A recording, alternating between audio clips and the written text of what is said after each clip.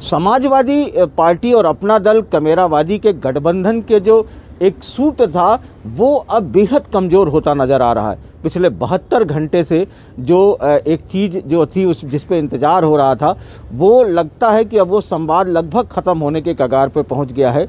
टूट गई है जो बात, जो मध्यस्थता थी समाजवादी पार्टी की तरफ से, जो मध्यस्थता थी वो उदयवीर सिंह कर रहे थे, और अपना दल कमेरावादी की तरफ से जो उनके राष्ट्रीय महासचिव हैं पंकज निरंजन कर रहे थे।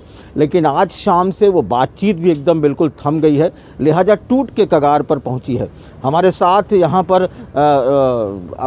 उत्तर प्रदेश के जो अपना दल कमेरावादी के महासचिव जो हैं वो गगन जी मेरे साथ हैं। हम उनसे जानने की कोशिश करेंगे कि अब क्या माना जाए कि एकदम वार्ता विराम पर है। देखिए, पिछले 3 दिन से जब से ये संशय और ये आपसी संवादहीनता की स्थिति उत्पन्न हुई है, लगातार पिछले 3 दिन से हम लोग प्रतीक्षा कर रहे थे कि बातचीत सहज हो जाए और हम लोग सीधे चुनाव में लड़ाई की तरफ आगे बढ़ जाएं। लेकिन अब हम लोगों की तरफ से राष्ट्रीय महासचिव पंकज निरंजन जी बात कर रहे थे और समाजवादी पार्टी की तरफ से उदयवीर सिंह जी बातचीत कर रहे थे सीटों को निर्धारण को लेके। लेकिन अब इधर आज दिन भर का जो घटनाक्रम है उससे ये प्रतीत होता है कि ऐसा लग रहा है कि स्थिति बहुत ही ज़्यादा ही असहज हो रही है। नहीं, लेकिन शाम को तो हमारे जो सूत्र बता रहे हैं, बात पता चली कि एकदम बातचीत अब ठप हो गई है। मतलब अगर उदयवीर सिंह से भी जो बात हो रही थी वो भी ठप हो गई, अखिलेश से तो बात ही नहीं हो पा रही थी। उदयवीर जी का अब साफ ये कहना है कि जो बात पूर्व में हुई थी उस पर वो किसी पे तैयार नहीं है। यदि आप मुझसे पूछेंगे तो साफ मेरा कहना है कि सपा एमएलसी उदयवीर सिंह जी अपनी पूर्व की तय की गई बातों से मुकर रहे हैं, सीधे तौर से अपनी बातों से पीछे हट रहे हैं। तो इसको हम इस रूप में भी ले सकते हैं कि अपना दल के राष्ट्रीय महासचिव पंकज निरंजन और सपा के एमएलसी उदयवीर सिंह जी के बीच में गठबंधन की जो बातें थी वो टूट रही हैं। मतलब आप मानते हैं कि ये चीज़ें टूट गई हैं, अब टूट रही हैं, अब टूट रही हैं। हाँ। हम अभी भी आशान्वित हैं। इसको 2 तरीके से आप देख सकते हैं। हाँ। एक तो जो जिस नज़रिए से उदयवीर सिंह जी एमएलसी साहब देख रहे हैं कि हमारी कमजोरी वो समझ रहे हैं।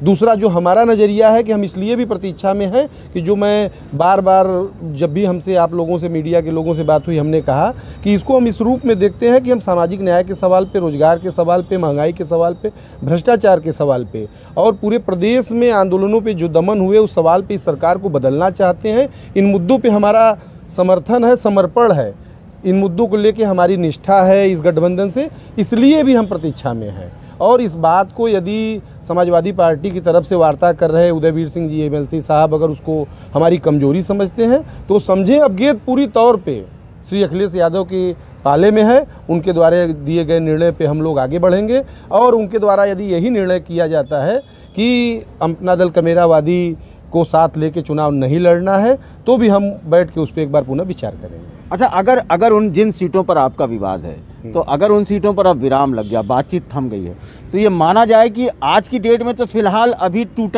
गई है लगभग। देखिए, कोई ऐसी सीट नहीं थी जो हमने आज नई उनसे मांग कर दी।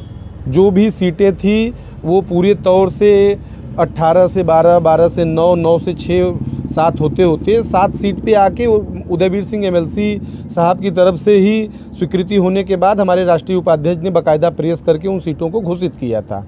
अब उसमें एक सीट चिन्हित करके इस सीट को आप नहीं लड़ सकते हैं या इस सीट पे फला किसी व्यक्ति को लड़ाइए, इससे ये प्रतीत होता है कि उदयवीर सिंह जी के भी कुछ व्यक्तिगत कमिटमेंट हैं कुछ लोगों से, जो पार्टी से मुझे ये लगता है कि समाजवादी पार्टी से इतर उनके कुछ कमिटमेंट है। उस अपने इतर कमिटमेंट को वो अपना दल कमेरावादी के कोटे से पूरा करना चाहते हैं, इसलिए इस तरह की स्थिति असहज हो रही है। तो मतलब माना जाए कि जो मध्यस्थ कर रहे हैं उन्हीं की वजह से भी दिक्कत आ रही है। हम लोगों को पूरी तौर पे लग रहा है कि उदयवीर सिंह जी अगर हमको 7 सीटों पर पहली सूची जारी करने की स्वीकृति प्रदान किए थे तो जरूर नेतृत्व को उन्होंने अवगत कराया होगा। और यदि अब वो कुछ बात, जैसे उदाहरण के तौर पे मैं प्रतापगढ़ सदर की सीट लूँ, प्रतापगढ़ सदर का सीट हमारे लिए बहुत महत्वपूर्ण सीट है और वो पूरा पिछड़े समाज के वोट पर आधारित सीट है। वहाँ पर एक अपने व्यक्ति के लिए वो रिजिड हैं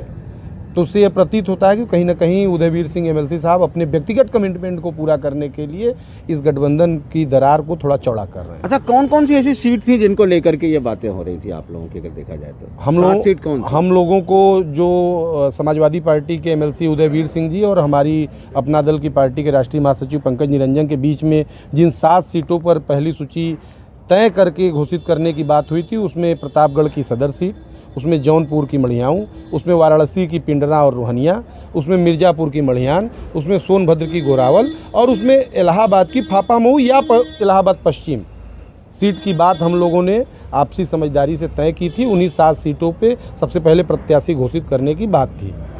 और इसी बीच डॉक्टर पल्लवी पटेल जी जो हमारे पार्टी के शीर्ष नेता हैं, उनको सिराथू से लड़ाने का उम्मीदवारी का ऐलान किया जाता है और उम्मीदवारी के ऐलान करने के बाद हम जब ये अपेक्षा करते हैं कि हमारी अन्य सभी सीटों पे भी दोनों तरफ से मुहर लग जाए, स्वीकृति प्रदान हो जाए, तो उसमें आनाकानी की जाती है, उसमें देर की जाती है। उसमें जो जिस तरह आप बता भी रहे हैं कि विगत 3 दिन से लगातार 5 मिनट 10 मिनट का समय लिया जा रहा है और वो 5 मिनट जो मैं सुबह भी आज कहा था कि 5 मिनट उदयवीर सिंह एमएलसी साहब की घड़ी में आगे नहीं बढ़ रहा है, इससे गतिरोध आगे बढ़ रहा है। तो आपको अब माना जाए, ये मान लिया जाए कि फिलहाल टूट गई है लगभग, मतलब बातचीत टूट अगर गई। एक लाइन में हमसे आप एक लाइन कहना चाहते हैं तो मैं एकदम साफ तौर पे कहना चाहता हूँ कि अपना दल के राष्ट्रीय महासचिव पंकज निरंजन जी और सपा के एमएलसी उदयवीर सिंह जी के बीच में गठबंधन की जो बात थी वो उन दोनों लोगों के स्तर पे टूट गई है।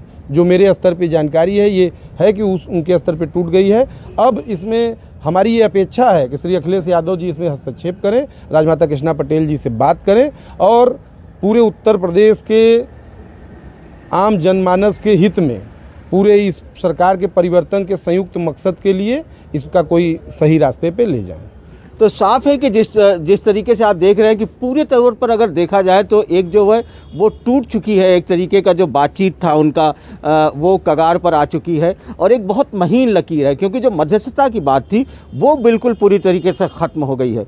और अगर उन 7 सीटों पर समझौता नहीं होता है या फिर अगर उसमें अखिलेश यादव आगे बढ़ कर के कुछ बातचीत नहीं करते हैं तो आप ये मान सकते हैं कि ये गठबंधन जो लेकर के चले थे अखिलेश यादव, जिस गठबंधन की ट्रेन से आगे बढ़े थे, उसमें शायद अपना दल कमेरावादी की टूट हो सकती है और वो उस ट्रेन से उतर भी सकते हैं। वाराणसी से पुरुषोत्तम के साथ अजय सिंह, एनडीटीवी इंडिया।